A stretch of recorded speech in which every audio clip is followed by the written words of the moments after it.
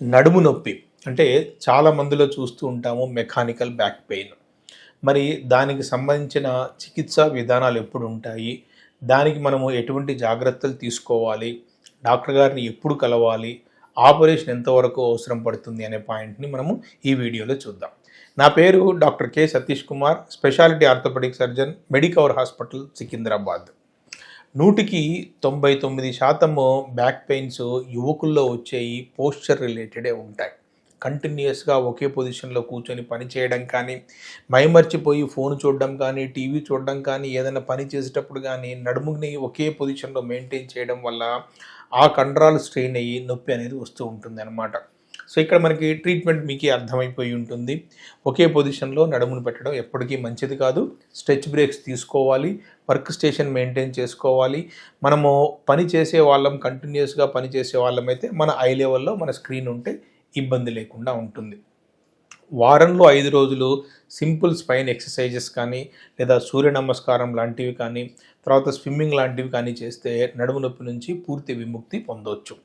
ఈ నడుము నొప్పితో పాటుగా మూత్రంలో మంట ఉండడం కానీ, లేదా కాళ్ళకు తిమ్మిరి రావడం కానీ, లేదా మూత్రం ఆగకుండా వస్తే కానీ అక్కడ మీరు డిస్క్ ప్రొలాప్స్ లాంటివి ఉండే అవకాశం ఉంది. కాబట్టి డాక్టర్ గారిని కలవడం ఎంతకైనా అని ఉత్తమం అన్నమాట. ఇవి లేనప్పుడు మీరు ఇంట్లో కూర్చుని రెమెడీ తీసుకోండి. రెమెడీ తోటి కూడా మీకు రిలీఫ్ అవ్వకపోతే ఖచ్చితంగా మీకు దగ్గరలో ఉన్న డాక్టర్ని కలవడం ఎప్పటికైనా కానీ మంచిది. సో బ్రాడ్గా మనం ఏం చేయాలంటే వర్క్ స్టేషన్ మేనేజ్ చేసుకోవాలి, నడుము కండరాలని బలపరుచుకోవాలి, ఎబ్నార్మల్గా బరువులు లేపడం కానీ, ముందలికి వంగడం కానీ, కుదుపుల్లో ప్రయాణం చేయడం కానీ చేయకూడదనమాట. చేసినప్పుడు ఏమవుతుందంటే నడుము రెడీగా ఉండదు కాబట్టి డైరెక్ట్గా లోడ్ డిస్క్ దాకా వెళ్తుంది, డిస్క్ బయటకు వచ్చి నరాన్ని వచ్చే అవకాశం ఉంది అనమాట. ఇక తర్వాత ఆపరేషన్ల విషయానికి వస్తే మీరు ఎంత త్వరగా డాక్టర్ గారిని సంప్రదిస్తే అంత త్వరగా దానికి సంబంధించిన డయాగ్నోసిస్ చేసి దానికి ఆపరేషన్ చేయాలా, మైక్రో డిస్కెక్టమీ చేయాలా, తర్వాత డిస్క్ మొత్తం తీసేసి డిస్క్ రీప్లేస్మెంట్ చేయాలా, దాంతోపాటు ఏదైనా ఇన్స్ట్రుమెంట్స్ లాంటివి పెట్టి నడుముని స్టెబిలైజ్ చేయాలనే నిర్ణయాన్ని డాక్టర్ గారు తీసుకుంటారనమాట. ఈరోజు వచ్చిన మైక్రోస్కోపిక్ టెక్నాలజీలో కానీ, అడ్వాన్స్డ్ టెక్నాలజీలో కానీ ఆపరేషన్ చేసుకోవడానికి ఏ విధమైన భయపడాల్సిన అవసరం లేదు. మంచి రిజల్ట్స్, హయ్యెస్ట్ సక్సెస్ రేట్స్ ఉన్నాయి స్పైన్కి సంబంధించిన ఆపరేషన్లు.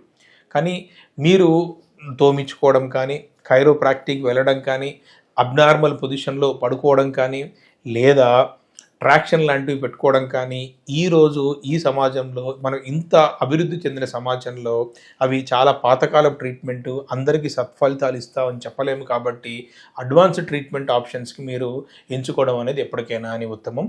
మంచి డాక్టర్లను కలవండి, మంచి ట్రీట్మెంట్ తీసుకోండి.